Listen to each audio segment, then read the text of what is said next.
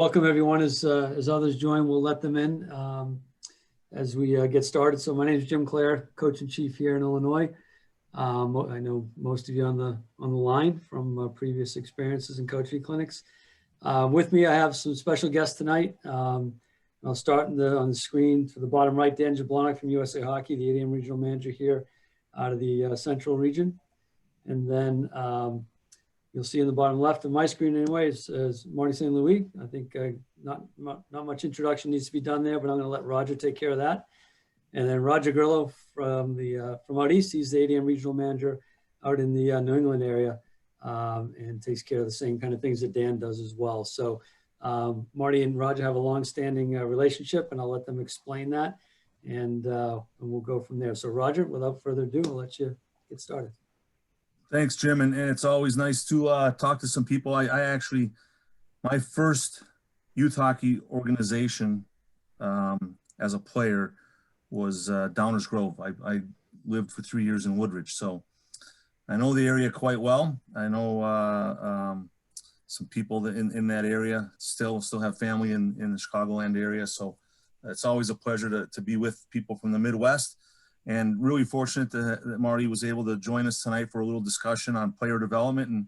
And I've known Marty, I think, since he was 15 was the first time I saw him play, playing midget AAA hockey up in Laval.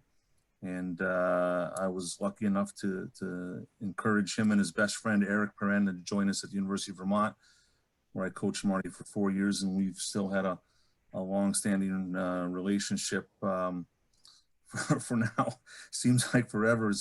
It's gone a long time, and was able to enjoy Marty's ride through the NHL, and culminating with his induction into the Hockey Hall of Fame 2 years ago. So what we're going to do is I'm going to share my screen and throw some pictures and some slides up just to kind of get Marty to kind of think about some things that he feels just so you know as well.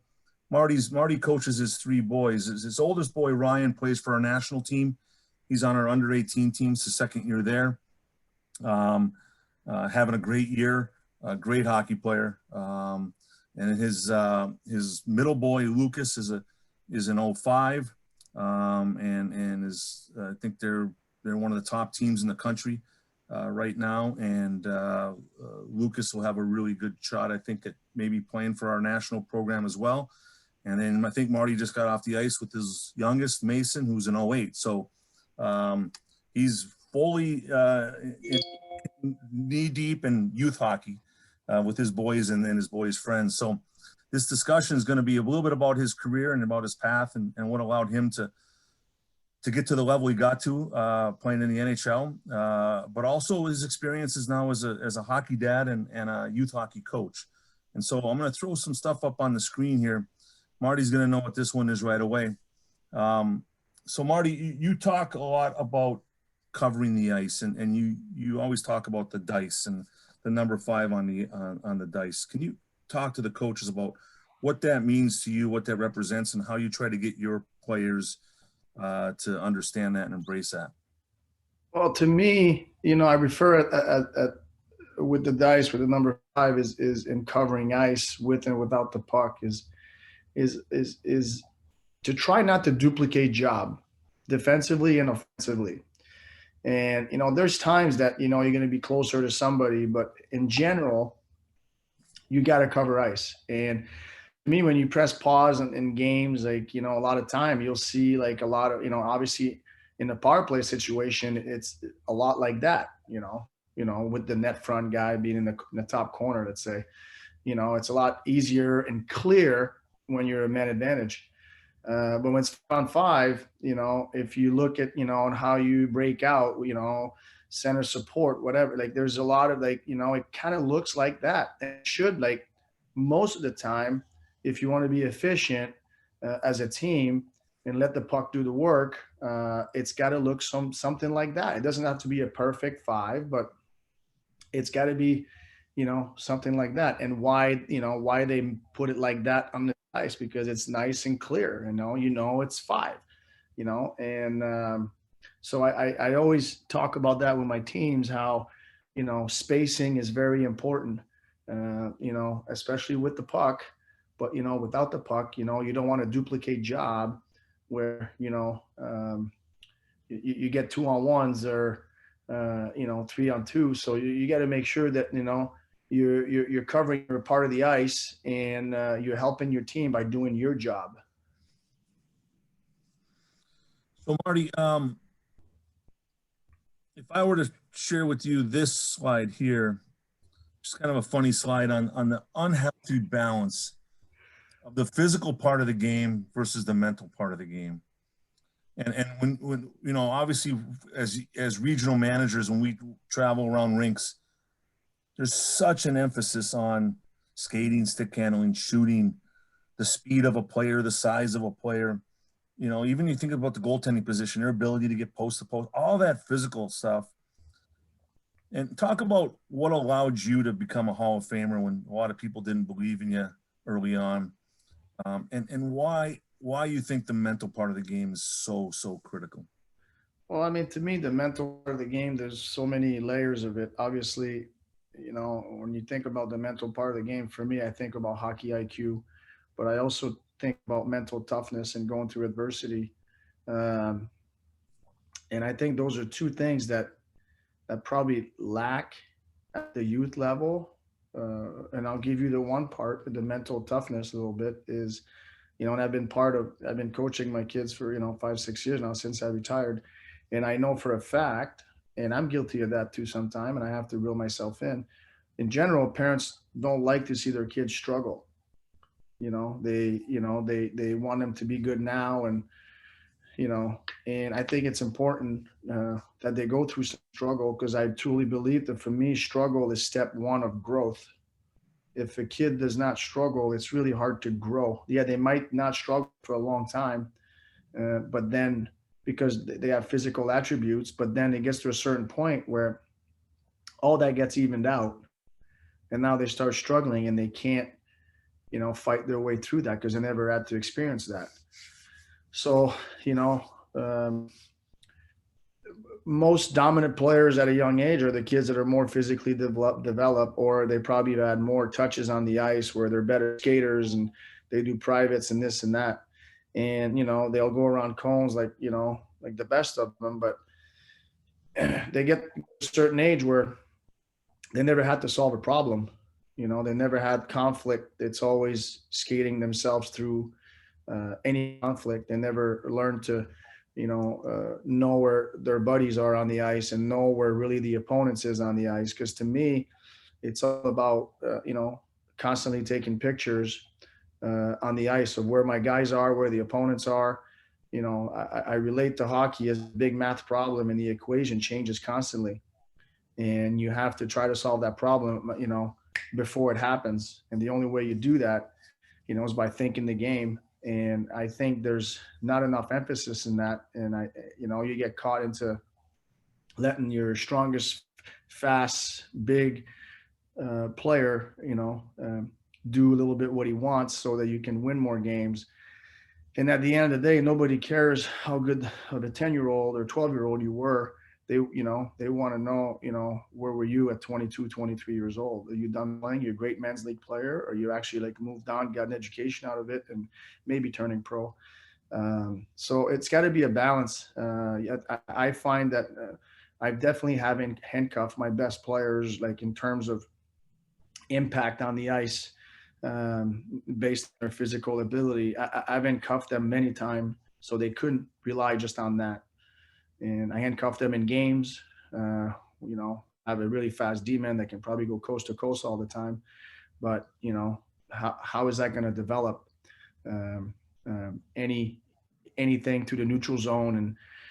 And, guys are open in front of you. Everybody's watching you play, and you have guys waiting for you to move the puck, and trying to teach them that move the puck because you can, not because you have to. So, it's a balance, and that mental part is a big part of it. I think people, don't realize at a young age what's going to be the difference when they're 20 years old. It's not because they're going to be faster than everybody. There's one guy that's faster than everybody. That's Connor McDavid. That's it. Everybody else is pretty much close in speed. So what differentiates those guys?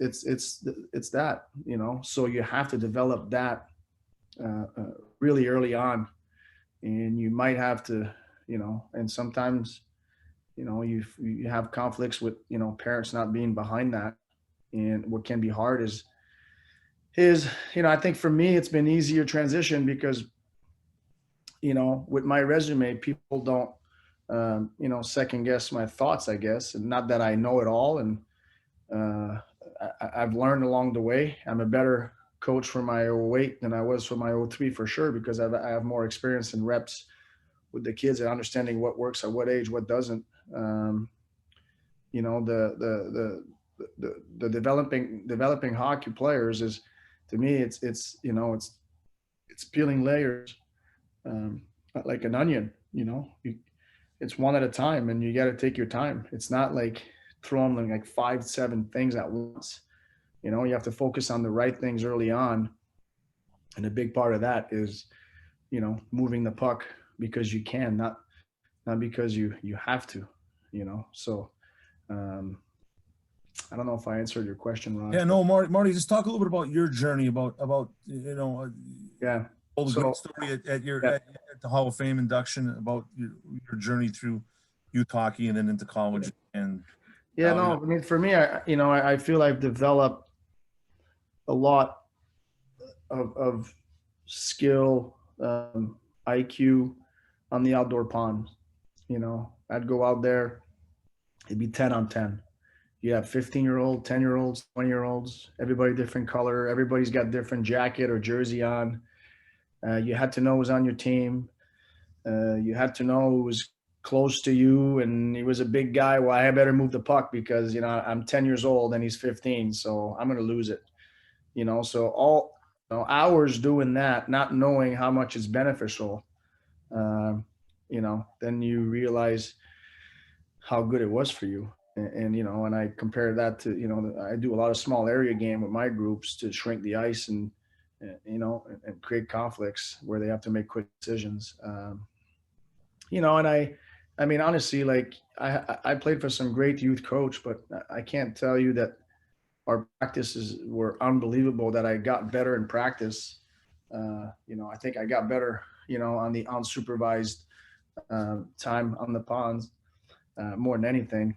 You know, but I had setback. Like you know, I got cut from team because I was too small, and you know, obviously I was overlooked in the draft. Not that I felt like people should be looking at me, but I was definitely.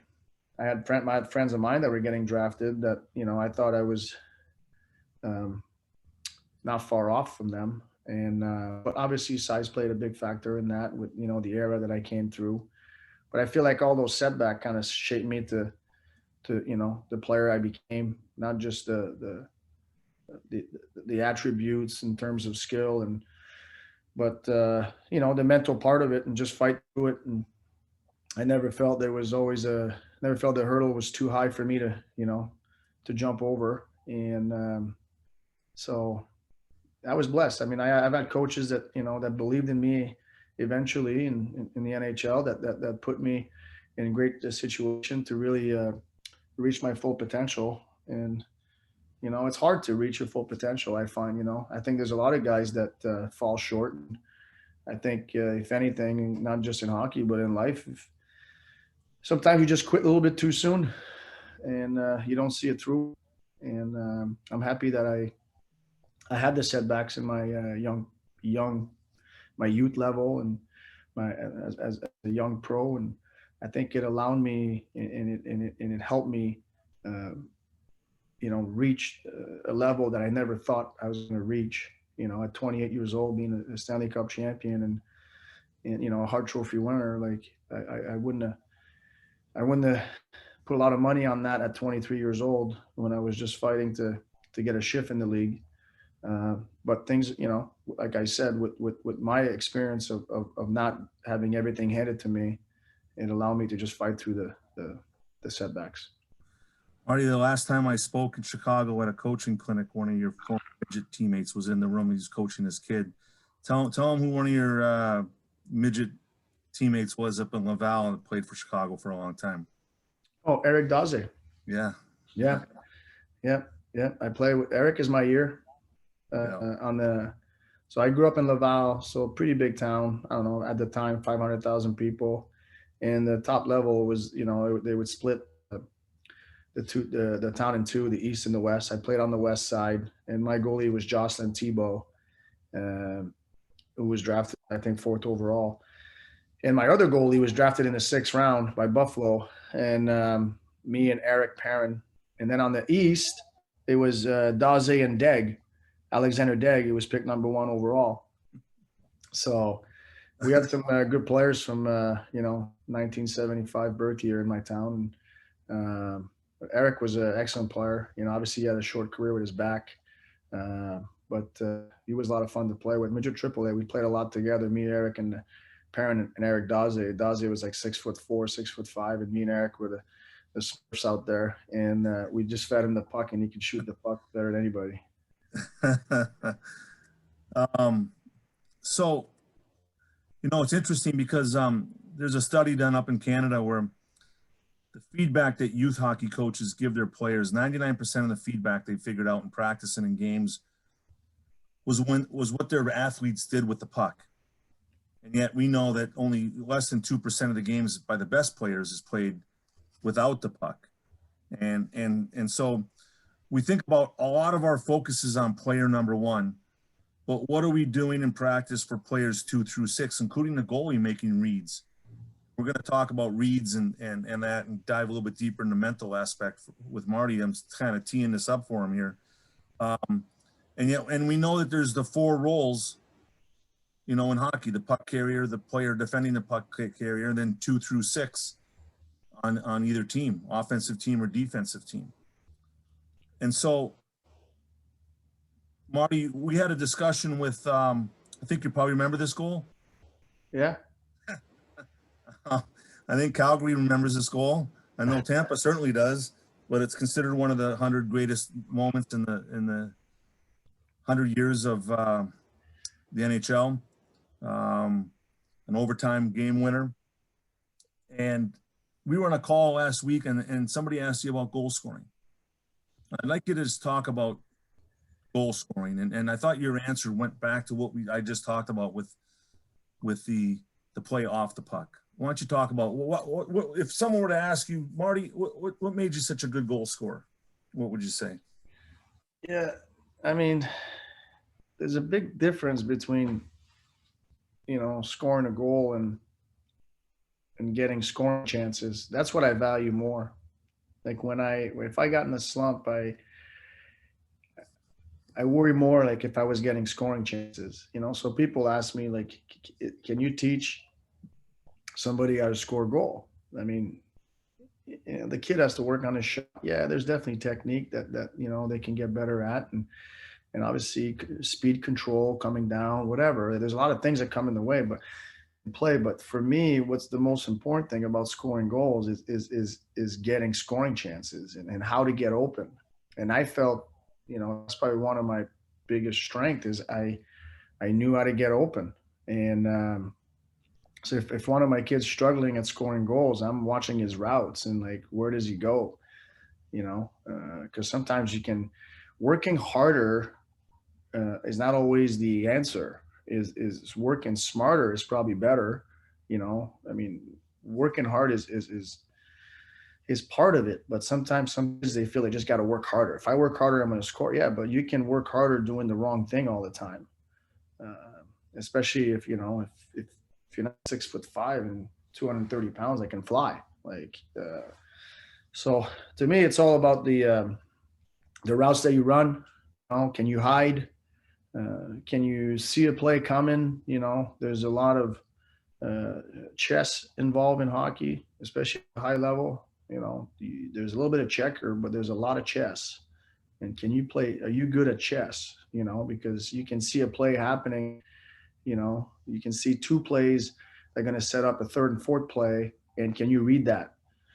And where do you go off that? A lot of that, like we were just talking about playing without the puck, like that's really all I focus on most of the time. When I do video with my guys, yeah, I mean, I definitely pay attention to the puck carrier, but I really focus on the guys without the puck. And sometimes the puck carrier would get stuck because the guys without the puck are not doing the right thing.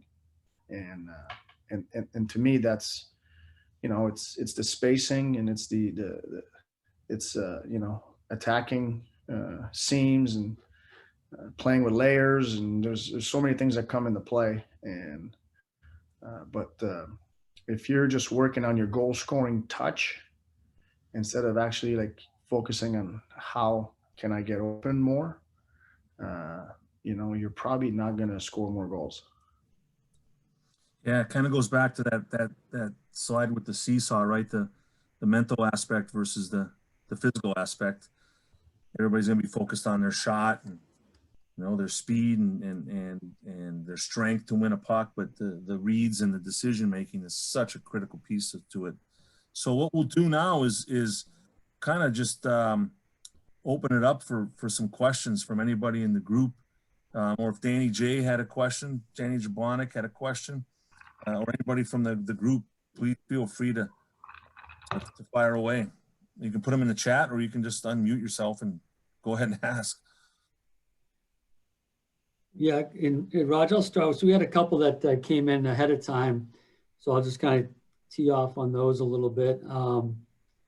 And you kind of touched on it already, Marty, but I think one of the coaches had a question about play development changing over the time that you played, and from your coaching experience, how we're developing kids, and where have you seen that go from years past to now, and how you view play development. Yeah, I mean, it's so different now. Like, I trust me. Like, I worked with Columbus for a couple of years ago for 6 months, and I jump on the ice and for practice, and I couldn't believe how skilled and fast the guys were, and big guys that can fly, and listen, the game is so skilled now and so fast. Even like at the youth level, everybody. I mean, a lot of people are doing privates. A lot of people are working in their garage. A lot of people, and the big part of it is the internet. When I was a kid, if a kid did something in Czech Republic, like I had to be in Czech Republic. I had to see what he did. Now you see somebody do something on the internet, and you're going in the garage and you're trying to emulate that, And so, I find that development now is so different because the kids are like develop themselves skill wise. And I think it's very important for coaches to develop the brain. I've seen, listen, when I played, in some years in Tampa, we had a revolving door with a lot of players coming through, Yeah, we had great years, but we had some so-so years. And some kids would come up, and like, I couldn't believe how they could shoot the puck in practice. I could not believe how they had a way better shot than I did. But the game started and they could not get a shot off. They couldn't get open. They couldn't play the game, And so you can have the best shot and have great speed and good hands and not know when to use that skill, because there's no cones on the ice. There's nobody putting through the cones. There's, you have to figure out how to play with 4 guys on your team against 5 other guys, and a big part of that is, I think, the responsibility of the youth coaches, and because it's hard to develop IQ at 16, 17. It really is. I think the ship has left the harbor at that point. Mm-hmm. So, so I really, and plus the kids, I mean, do a lot of small area games. They love that. They compete, right? And to me, IQ and the compete are the 2 most important thing in hockey. You can have all the skill and all the speed, great shot, but if you compete and you can't think the game, it's going to be it's going to be hard to be playing in your 20s. So when you do try to develop, the conflicts and the problem solving with small area games, whatever it is, there's so many. The kids are engaged and they're learning to compete. So, so to me, I think it's really important in today's game to do that, because, it's honestly, I call it the Tiger Woods effect. And I say that because, why is Tiger Woods as in, well, okay, he's had his own issues and I'm glad that he's okay with the car accident. But if you think about it, like, 25 years ago, 20 years ago, there was one Tiger Woods. And then the internet shot and the visibility, now he's everywhere. Okay. And now you fast forward 15, 20 years later, there's 30 Tiger Woods out there. Okay. Because they all want to be Tiger Woods. They all saw what he did and the training got better. And so it's so hard to keep moving up in hockey because it's so competitive, because everybody's getting, a constantly how Connor McDavid trains, how so-and-so trains, and there's so much hockey on TV, on the internet. So everybody's just sponging that out, right? So I truly feel it's going to help you as you develop. Oh, Marty's frozen. There you go. Sorry. You froze for a second there, Marty. Okay. I truly believe that if you can't, think the game and compete, and I don't know what competing is. Like, there's people have different definition of competing. I know what it should look like. Competing is not just the guy on the puck. Competing is the guy without the puck too. Where does he go without the puck? Is he checked out? Because a lot of young kids, they only start playing until the puck hits their. So that's, to me, competing is not just with the puck. It's competing without the puck. Where you go, be mentally engaged. I love coaching the kids. It might not be as fast, but they're constantly competing and trying to work off the puck. And they might not touch it, but they're competing to try to help and be part of the equation. Jim, I think it's important too for the coaches on the call to understand a couple things. Tell you a couple quick stories. One, I went down to visit Marty and I brought a bucket of blue pucks and we're sitting around and he looked at the blue puck. He goes, "What is this?" And his kids were at the younger ages, and I don't think the blue puck was embraced by the coaches down in Florida at the time. And he goes, "This is unbelievable." He goes, "You know how much time I spent trying to hit the glass when I was 8 years old?" He goes, "I couldn't do it. I'd always flip the puck." He goes, "This is a great idea." And he was thinking about it from a player development and confidence standpoint. And then the whole pushback on small cross ice games. Now, you can't play cross ice games. Then he had his kids in one of the first leagues in the Northeast was the rink that his boys play out of. They invented these unbelievable padded small rinks that they built into the rink at Stanford at the Chelsea Piers rink. It was unbelievable. And then when we put in no icing on a penalty kill, Marty was already doing that with his kids' teams because he wanted them to possess the puck. So Marty's mind, he's not just saying this stuff because it's something that it's like a talking point. He actually lives it, delivers it, lived it as a kid, lived it as a player, and it's what allowed him to get to the next level. And that's what he's trying to deliver to his own boys. And so it works, and he knows it works, and he's living proof that it works. So I just wanted to make sure the coaches on the call understand that this isn't a canned presentation. This is real life experience. Yeah. And to me, like Raj, there's a place and a time for everything. Yeah, I mean, if at 10U I let my kid ice the puck, does it give us a better chance to kill the penalty? Yeah, but like, who cares? Who cares? So that's why I was doing that already. Like, I made sure it wasn't their first option, and I would watch them decide I have nothing better, because there's times to ice it, but it can be your first play. And as you get older, you see it in the NHL now. They'll ice it, but they don't always ice it. But as you get older, you understand when it's the time to ice it, when is the time to possess, maybe use your net, use your partner, make him chase it a little bit, but like I say, like anybody who's coming and watch your kids play as they get 15, 16, and they're looking on to go to the next level. They're not coming to the rink and saying, "Wow, I love the way this kid used the glass." Nobody does that. So why make them do that early on? Why not make them trying to solve the problem? And as they get older, they'll figure out they'll develop that skill that they can actually process the game, hold on to the puck, use their partner, whatever it is. But also understand that, you know what, I got nothing. And that's also a skill to understand that you have nothing and it's not time to do too much.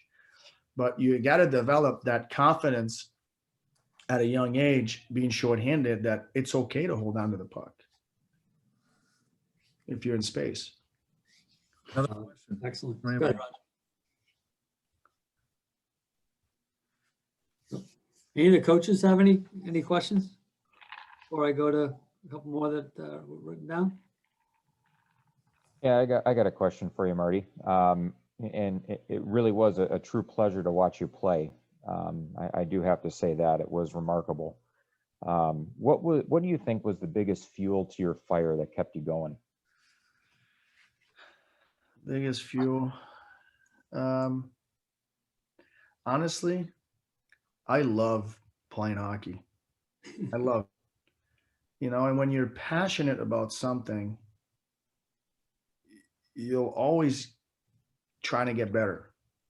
Whatever, I had such a passion for hockey that I think my passion fueled me to just keep. And I tell people, I sat with 15-year-olds, 14-year-old, whatever, and they see me like a Hall of Fame hockey player, and they think, they think I was really good. And obviously I was a good hockey player, but there were guys that were faster than me. There were guys that shoot the puck better than me. There were guys that are bigger, stronger than me. But I really felt, like I told those kids, like what I was really good at a young age, and even through my career, is getting better. I was never intimidated by the next guy coming, whether the next Hart, like a Crosby, or at the time, or even guys on my team. I mean, when Stamkos came, like, I'm like, oh my gosh, that kid shoots the puck. So I became a better shooter watching Stamkos shoot. If I'm watching hockey, I'm grabbing stuff from every player. Like, I got to add that to my game. I got to add that to my game. And I go and do it. I go do it after practice, before practice, but the players that are totally gifted and they can have a long career, they have physical attributes, but they don't have the passion, they can still play for a long time. I don't know if they're going to be a Hall of Fame career, but they're going to have a nice career.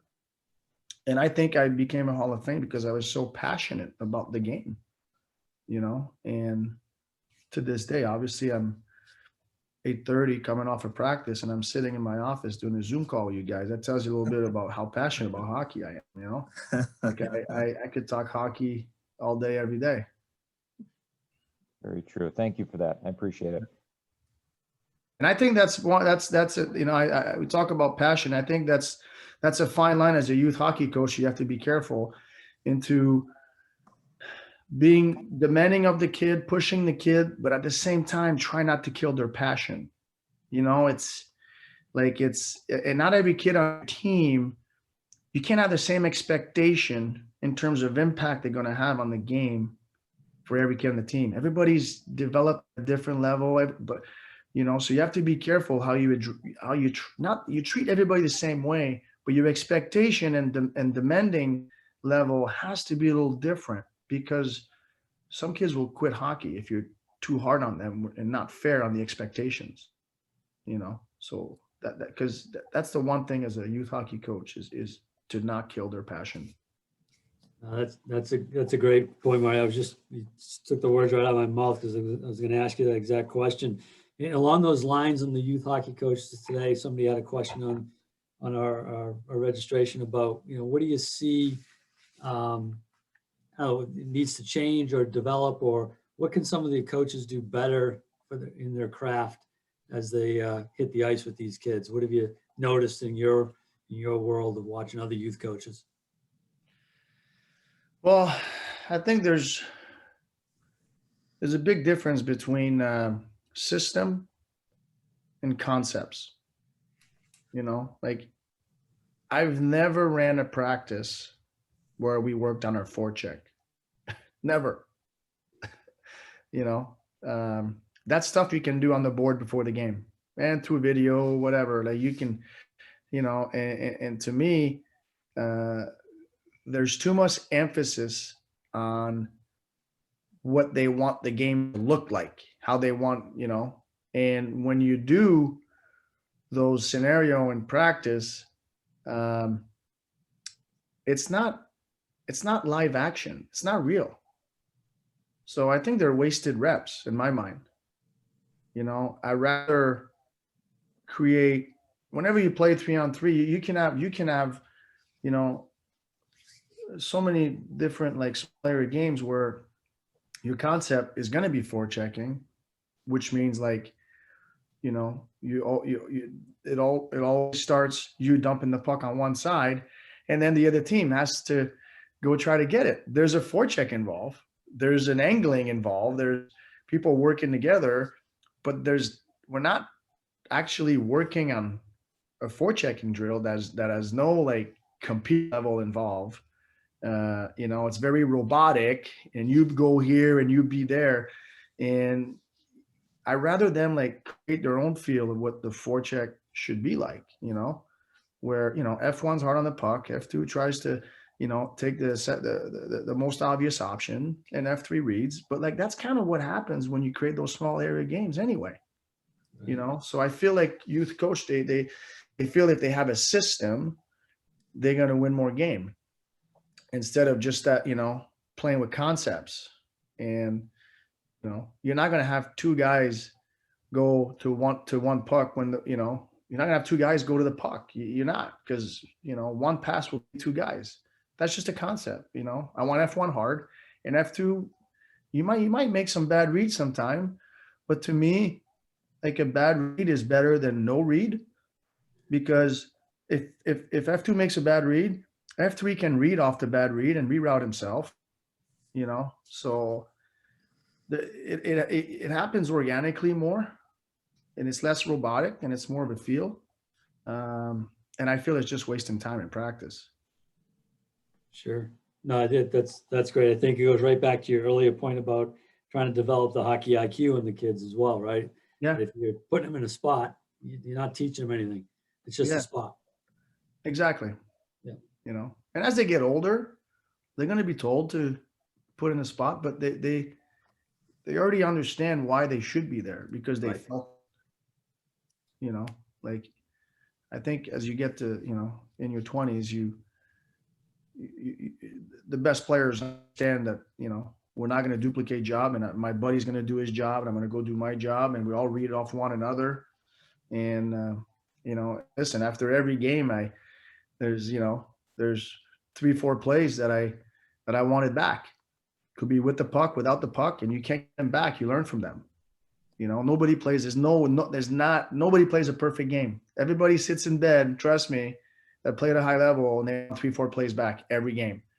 You know, and that's okay. That's why there's 4 other guys on the ice that, you know, when you make a bad read, somebody else will fill in for your bad read, and hopefully, you know, sometimes bad read can cost you a goal, but you know, you learn from them.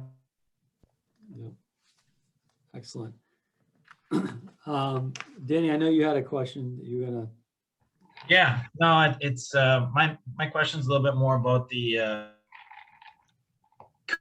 leadership. I was having a conversation earlier today with one of our CEP instructors, and he was talking about a clinic Roger was on, and there was a gentleman in the class that I was a big Tampa Bay fan, and the break came, and then obviously Roger made a call, and not everybody has a Hall of Famer on speed dial to help out with the clinic and how you change the complexion of that clinic, and you know, talk to those people at length. But just want to talk a little bit about that relationship, how it's kind of evolved over the years between the two of you. So maybe start with Roger, and then get into to Marty a little bit on this one as well. So twofold on this question.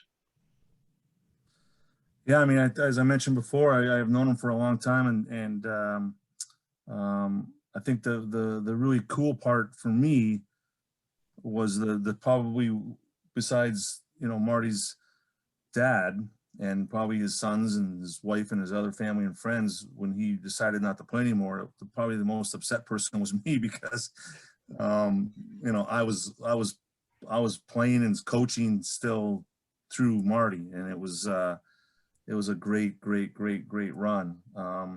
And now we're kind of doing it through youth hockey. So it's a little bit different angle, but it's certainly enjoyable. And we talk a lot of hockey, and we throw stuff off each other and we push back. And we had that relationship when he actually played for us at the University of Vermont, where he was demanding to coach. And I think he talked about always his best thing was wanting to get better. He was a special player to coach because he challenged and forced you to be good, and he would push back on you, and he want to know why. And I think with today's, a lot of modern athletes today want to know why. And I think as a coach, you got to be armed with real good answers. And certainly with somebody of Marty's caliber, you can't just BS them. You gotta have a good answer, and you gotta have a reason for the answer. So yeah, it's been a thrill and a joy, and it still is. And like I said, now we're doing it on the youth hockey side, so it's interesting. You know, for me, obviously having Rod at UVM for 4 years, you know, right away, I could tell right away that Raj was a guy I could bounce stuff of him, you know, like would be my game, could be anything, could be the power play, could be whatever.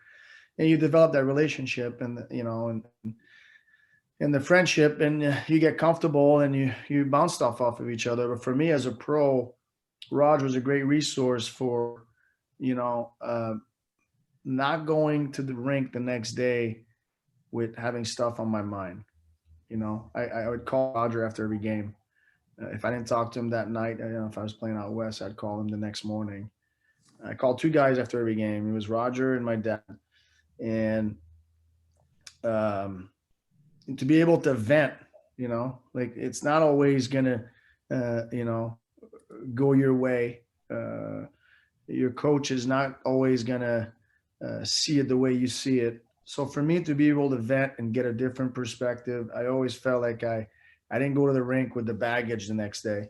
And that was important to clear my mind and just talk it out with somebody that obviously understands the game and has a good pulse on my game. You know, it was great to have. So Raj was borderline my psychologist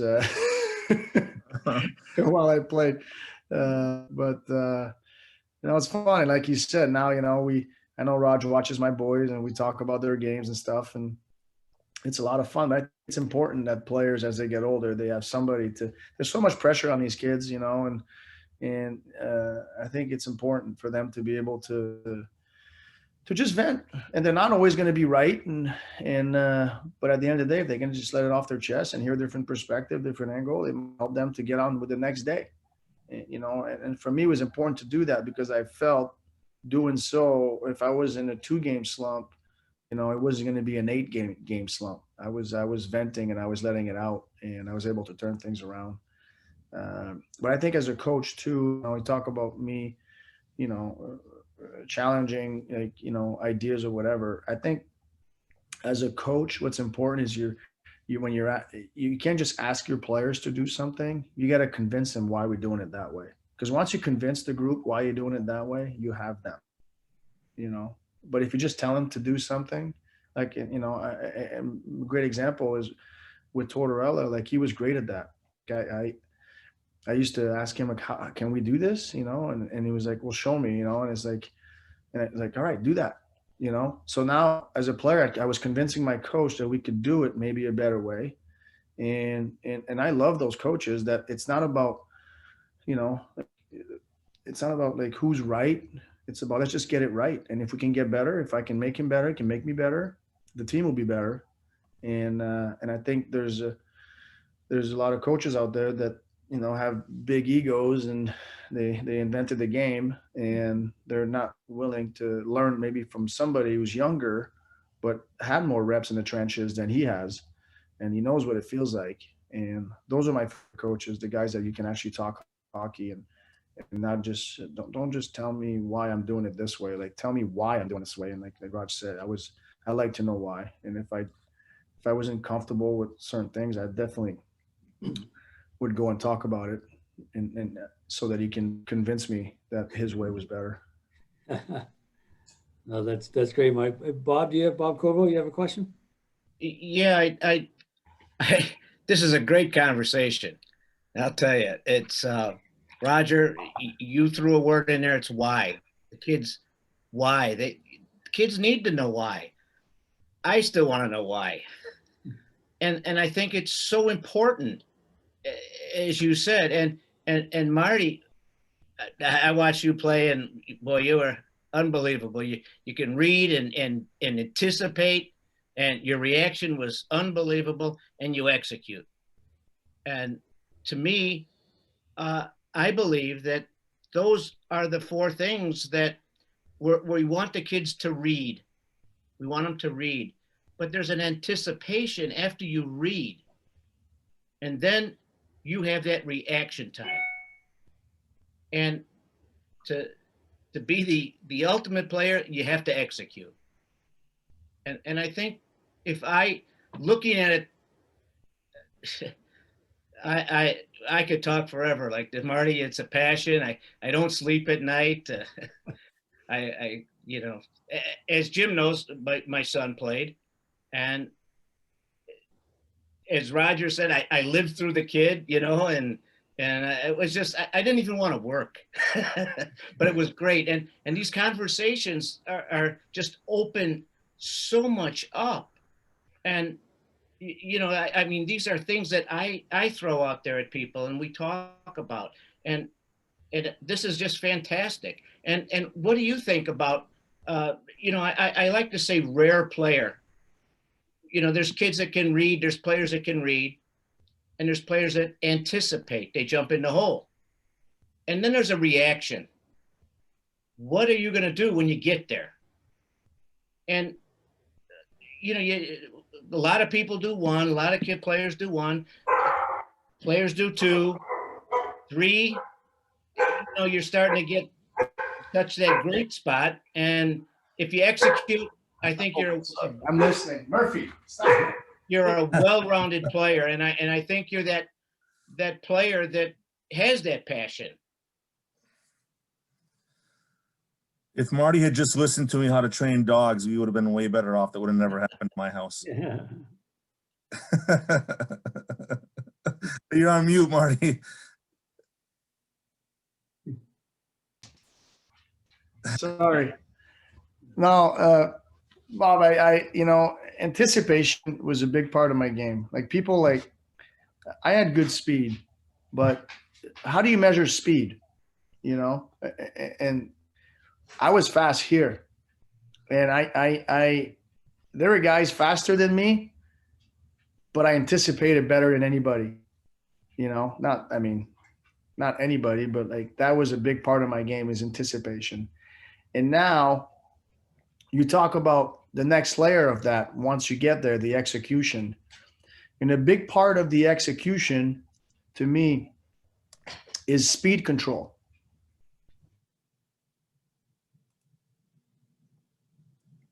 Oh, you froze. Huh? You froze a little bit there. So you Right look after at speed control. Yeah, a big part of it is speed control. You look like a Patrick Kane, who he will anticipate on a puck. He gets there early. Patrick Kane is not fast.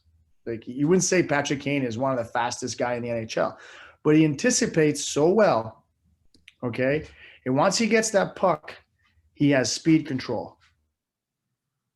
In the sense that if he has nobody with him, he's going to keep his speed and slow down at the right time, knowing that when his people are coming now. And he'll roll up and hit the second wave. Okay? And if he already has people with him, well, he's going to slow it down right away after his anticipation. He's not going to shorten the ice by skating fast. And I call it the tunnel. You never want to get caught in a tunnel, down on the side, between the blue line and the goal. You don't want to get caught in a tunnel without the right speed, because then you get closed up. And now your play across is closed because you went too fast.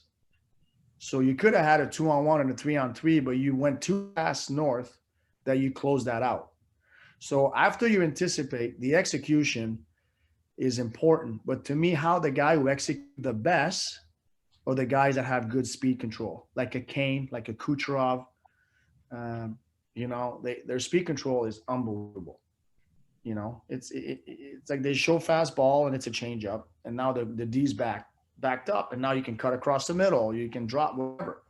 You know, there's other players who just anticipate well, but they go so fast and they end up in the corner in the plays.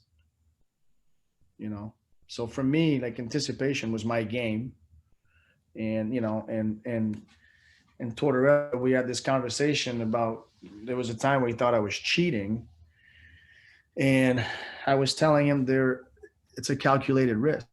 It's not a cheat. There's a big difference between cheating and a calculated risk. What am I giving up? What am I giving up? A 3-on-3 going back? I was going to have a 2-on-1. I'll take that trade-off all day long. It didn't work out, you know, and I finally made him understand there's a big difference between cheating and a calculated risk, and he liked it, you know?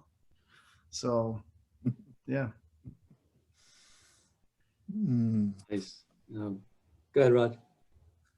No. I was just laughing. Yeah.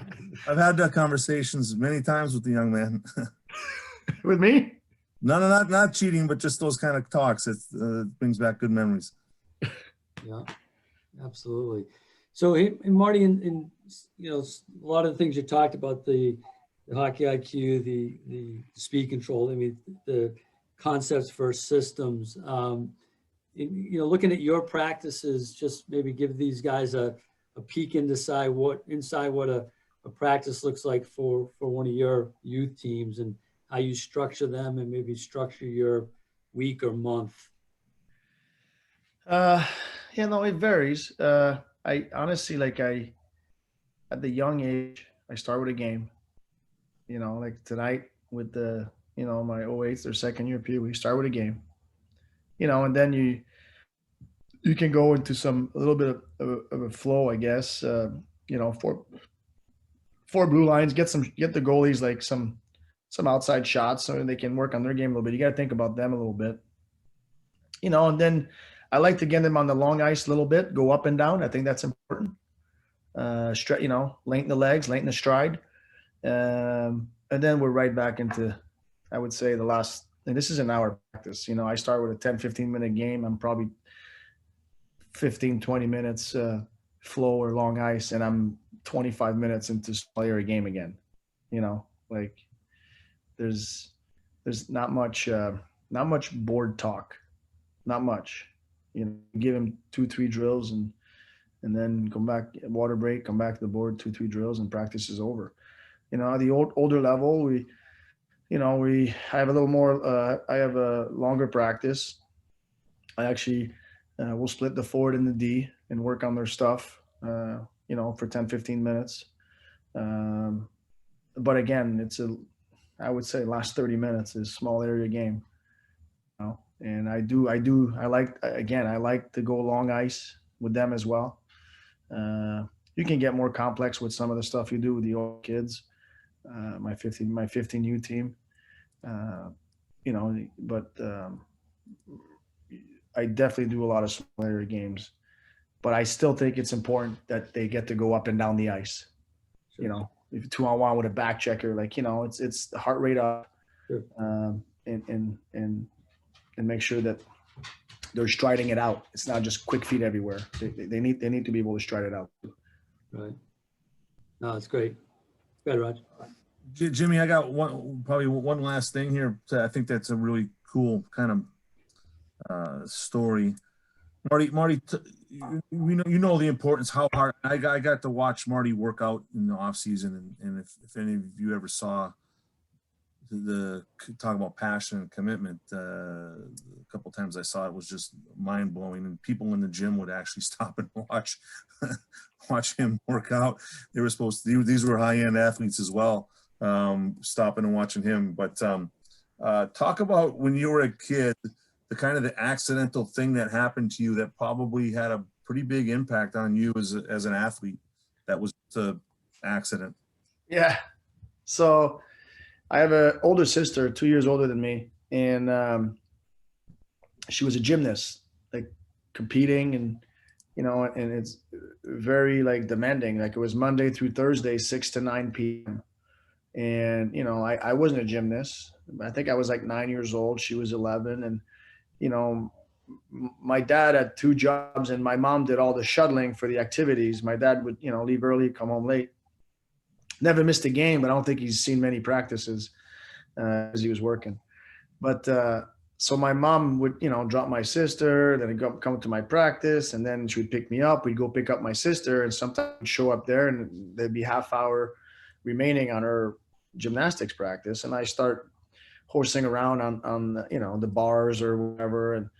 And one day this lady said, "Hey, do you want to try this?" I'm like, "Yeah, sure." I mean, I'm here like most nights to pick up my sister. I said, I can come, but I'm not going to be here every night. I got hockey. She says, "That's fine." So, at least twice a week I was there. And within a month I was competing, and I competed for like 3-4 years, and I'm actually a province champ. Like I was the best in my province, and all these serious gymnasts were very upset with me because I was kind of doing this on the side and showing up to the competition and just dominating. But I didn't understand how much I was going to benefit off that. Like I literally at 9 years old, I was training.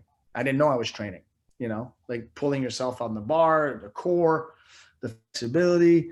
Like it was such a, I don't think if I don't do gymnastic, I don't think I get to where I am, like just that early building up body strength and just lifting your own body, no weights, no nothing, just doing all that. It was such a huge plus for me. I didn't love doing gymnastic, but I was doing it because I was there, and then I was winning everything, and that was fun too.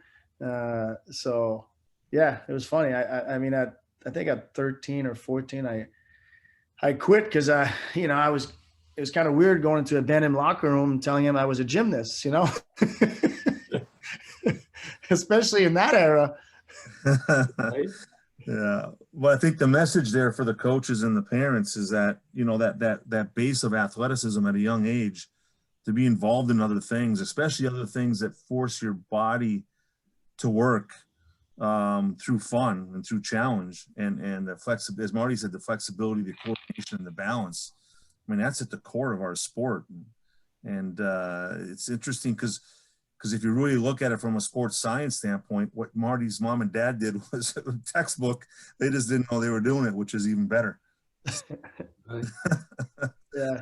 Absolutely. No, yeah. My dad was a gymnast when he was young, like, horsing around in a thing. And I remember when I was a kid, my dad used to walk on his hands. And then when me and my sister started doing gymnastic, like every night we'd have like handstand contests. Like, once you put your hands down, you couldn't walk. And we had like, best of 5, whatever. And it was a lot of fun. Right. Well, great. I know we're a little over, so I just want to be cognizant of your time. I know you had some. I'm good. I got nothing going on right now. You're nothing going on right now. He's going to watch a game. He's going to call me in a half hour. We're going to talk about it for an hour. That's what's going to be. Oh, that's awesome. Well, hey, Roger and Marty, I really appreciate you taking some time with us. Anybody else have any questions before we let them go? No. Yeah, you know what? I might ask one quick question just for Marty here. I mean, how about, a lot of our coaches that make up USA Hockey are parent coaches like yourself. Any advice, for the parent coaches at all that you could kind of relay some wisdom onto the parent coaches as far as the challenges or just the fun of, being able to coach your own kid? Yeah, no, I mean, I think you got to be as demanding in terms, you got to treat your kid like you treat the other players. And, you get to be fair in your expectation of your own kid. You all want, we all want our own kid to be good and do well. You know, it's not because one kid on the team is at a certain level, then your kid should be. So you have to make sure you have the right expectation. I find that, you know, I do most of my coaching with my kids or talk about the game, or I mean, my kids are all different. My middle child, he gets in the car, he wants to talk about the game right away. You know, my other two, it was more. I had to wait till they were emotionally removed to talk about the game, which usually was around bedtime. You know, and we can talk about it. I felt it was more productive that way. You know, especially if they, you know, it's easy to talk about the game if they had a good game, right? Like, that's like, you're proud, and it's so easy, and they probably want to talk about it too. But if they had a bad game and they lost, and as a coach, you're frustrating about the loss, and you know, if you carried that into the car, because you might have a different perspective 2-3 hours from the end of that game, you know. So for me, I would, especially, it's nice to enjoy the win.